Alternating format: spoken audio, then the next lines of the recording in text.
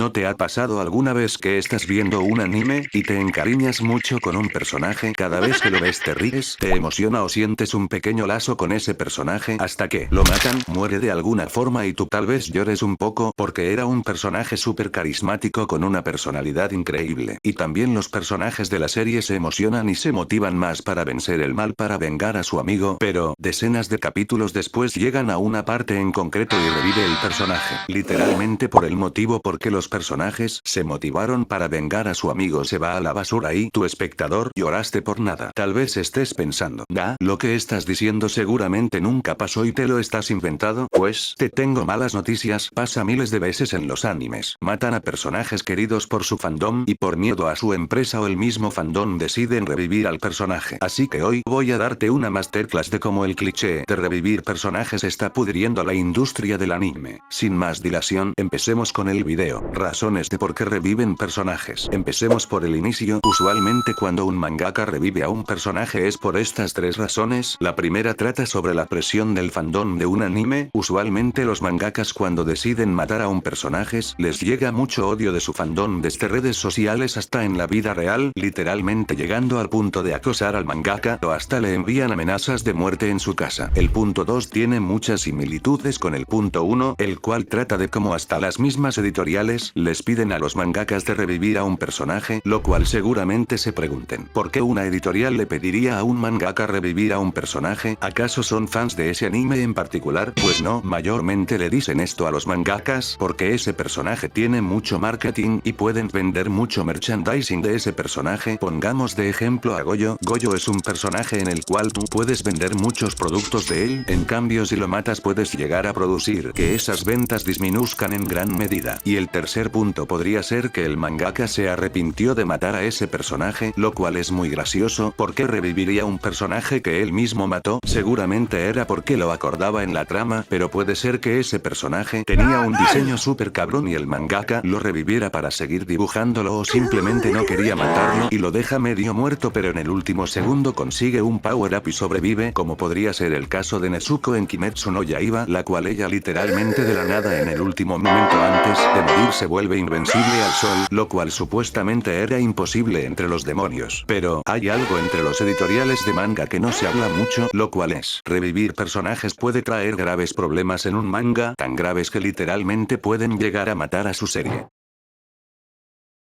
Una de las consecuencias de revivir personajes sería la mala reputación que le dejarías a tu anime en el futuro, porque eso te dejaría como un tibio que no se atreve a matar a sus personajes porque les da pena lo que digan los demás, y también no le mantienes seguro al lector que está leyendo tu manga porque ellos dicen, "Fua, antes me baitearon con la muerte de este personaje, ¿por qué no lo puede hacer otra vez?". Un ejemplo de esto sería con One Piece. La cantidad de veces que One Piece baiteó con la muerte de sus personajes es increíble. Luffy muriendo 3 veces en Arabasta fue increíble, en una de sus muertes lo atravesaron con un garfio como si fuera Ace. Otro ejemplo que daría de personajes revividos no solo insulta al espectador, sino también insulta a los personajes de su obra, el cual sería revivir un personaje el cual su propósito fue darle una motivación al protagonista. Les daré un muy buen ejemplo de lo que estoy hablando. En el anime de Hunter x Hunter se murió un personaje muy importante para Gon, el cual era Kite. Gon se enfadó tanto con la muerte de Kite que se prometió vengarlo, pero había un enorme problema: el enemigo al que debía enfrentarse era 100 veces más fuerte que él, debido a que era una hormiga quimera que nació de una hormiga reina, la cual tiene que comerse humanos para hacer nacer otra hormiga quimera, las cuales tienen posibilidades de nacer con sus recuerdos de cuando eran humanos. Guárdense eso, que es muy importante. Bueno, ¿qué hizo Gon al saber que su enemigo era 100 veces más fuerte que él? Decidió hacer un pacto con sí mismo de nunca más usar Nen en su vida para conseguir un poder monstruoso, o es algo así como se nos explica en el anime. Con ese nuevo poder consigue derrotar a la que mató a Kite. ¿Qué sucedió al final del arco? Revivieron a Kite pero en versión de una niña, lo cual no tiene ningún tipo de sentido, porque ustedes dirán, seguramente la hormiga reina comió a Kite y renació con sus recuerdos intactos. Pues no, porque en el anime nunca se muestra cómo se comen el cuerpo de Kite. Además, se muestra el cuerpo de Kite intacto después de que la hormiga reina haya sido asesinada, lo cual tiene una incoherencia ahí, sino también mancha todo el enojo de Gon, el cual terminó siendo todo en vano porque al final del anime revivieron a Kite. Pero siempre está la contraparte a lo malo, lo cual es